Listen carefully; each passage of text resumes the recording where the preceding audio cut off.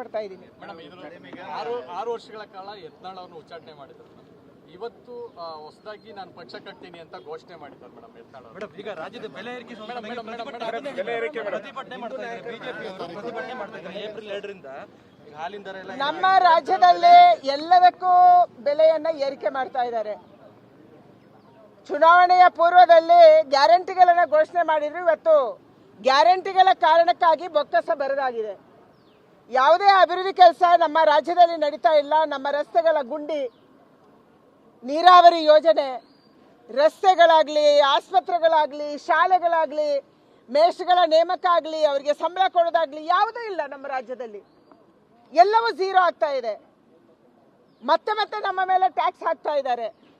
ಮೊದಲ 6 ತಿಂಗಳಲ್ಲೇ ವಿದ್ಯುತ್ ದರ ಜಾಸ್ತಿ ಆಯಿತು. ಹಿಂದೆ ಇದ್ದಂತ ವಿದ್ಯುತ್ ದರಕ್ಕೆ 1.5 ಪಟ್ಟು ಜಾಸ್ತಿ ವಿದ್ಯುತ್ ದರವನ್ನು ಅವತ್ತು ಮಾಡಿದ್ರು. ಮತ್ತೆ ಇವತ್ತು ಜಾಸ್ತಿ ಮಾಡಕ್ಕೆ ಹೊರಟಿದ್ದಾರೆ.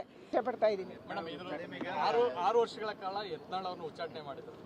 ಇವತ್ತು ಹೊಸದಾಗಿ ನಾನು ಪಕ್ಷ ಕಟ್ತೀನಿ ಅಂತ ಘೋಷಣೆ ಮಾಡಿದ್ದಾರೆ ಮೇಡಮ್ ಯತ್ನಾಳ್ ಅವರು. ಈಗ ರಾಜ್ಯದ ಬೆಲೆ ಏರಿಕೆ ಪ್ರತಿಭಟನೆ ಮಾಡ್ತಾ ಇದ್ದಾರೆ, ಬಿಜೆಪಿ ಅವರು ಪ್ರತಿಭಟನೆ ಮಾಡ್ತಾ ಇದ್ದಾರೆ ಏಪ್ರಿಲ್ 2ರಿಂದ. ಹಾಲಿನ ದರ ಎಲ್ಲ ನಮ್ಮ ರಾಜ್ಯದಲ್ಲಿ ಎಲ್ಲದಕ್ಕೂ ಬೆಲೆಯನ್ನ ಏರಿಕೆ ಮಾಡ್ತಾ ಇದ್ದಾರೆ.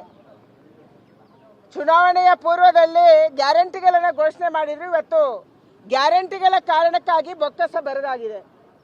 ಯಾವುದೇ ಅಭಿವೃದ್ಧಿ ಕೆಲಸ ನಮ್ಮ ರಾಜ್ಯದಲ್ಲಿ ನಡೀತಾ ಇಲ್ಲ. ನಮ್ಮ ರಸ್ತೆಗಳ ಗುಂಡಿ, ನೀರಾವರಿ ಯೋಜನೆ, ರಸ್ತೆಗಳಾಗ್ಲಿ, ಆಸ್ಪತ್ರೆಗಳಾಗ್ಲಿ, ಶಾಲೆಗಳಾಗ್ಲಿ, ಮೇಷ್ಗಳ ನೇಮಕ ಆಗಲಿ, ಅವರಿಗೆ ಸಂಬಳ ಕೊಡೋದಾಗ್ಲಿ ಯಾವುದೂ ಇಲ್ಲ ನಮ್ಮ ರಾಜ್ಯದಲ್ಲಿ. ಎಲ್ಲವೂ ಝೀರೋ ಆಗ್ತಾ ಇದೆ. ಮತ್ತೆ ಮತ್ತೆ ನಮ್ಮ ಮೇಲೆ ಟ್ಯಾಕ್ಸ್ ಹಾಕ್ತಾ ಇದ್ದಾರೆ. ಮೊದಲ 6 ತಿಂಗಳಲ್ಲೇ ವಿದ್ಯುತ್ ದರ ಜಾಸ್ತಿ ಆಯಿತು.